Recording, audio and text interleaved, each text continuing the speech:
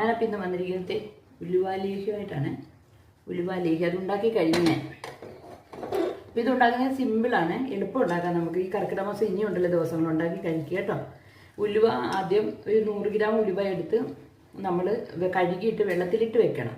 പിറ്റേ ദിവസം അത് കുതിർന്നിരിക്കുക. ആ കുതിർന്ന ഉലുവ ആ വെള്ളത്തോട് കൂടി തന്നെ കുക്കറിലിട്ട് ഒരു 6 വിസിലടിപ്പിക്കണം.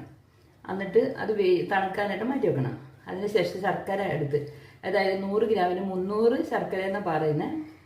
300 ശർക്കരയെക്കാട്ടി മധുരം വേണമെങ്കിൽ അത് കൂടുതലും ചേർക്കാം. അപ്പോൾ ആ 300 ശർക്കര എടുത്ത് നമ്മൾ ഉരുക്കി വെക്കണം.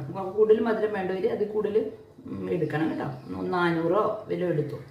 എന്നിട്ട് അത് ഉരുക്കി വെക്കണം. പിന്നെ ഒരു തേങ്ങ ചിരണ്ടി വെക്കണം.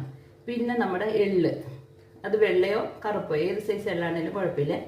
എന്നിട്ട് എന്ത് ചെയ്യണമെന്നറിയാവോ, ഈ വെന്ത ഈ ഉലുവ ഈ ഉരുളിയിലേക്ക് എടുക്കുന്ന പാത്രത്തിലേക്ക് ഇട്ടിട്ട് അതിൻ്റെ അകത്തോട്ടേക്ക് ഈ ശർക്കരപ്പാനിയുടെ പാനി, അതായത് ശർക്കരപ്പാനി ആയത് അരിച്ച് അത് ഒഴിക്കുക.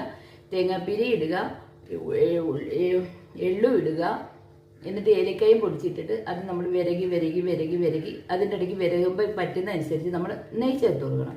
അതായത് നെയ്യ് ഒരു 3 സ്പൂൺ നെയ്യ് ചേർക്കാമെങ്കിൽ നല്ലതാണ്. നെയ്യും നമുക്ക് ഇഷ്ടമുള്ള കണക്ക് കൂടുതൽ നെയ്യ് വേണ്ടവർ കൂടുതൽ നെയ്യ് ചേർക്കാം.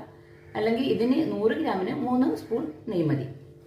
എന്നിട്ട് അത് ഇളക്കി നമ്മൾ ഇതേ പരുവത്തിലാക്കി എടുക്കും.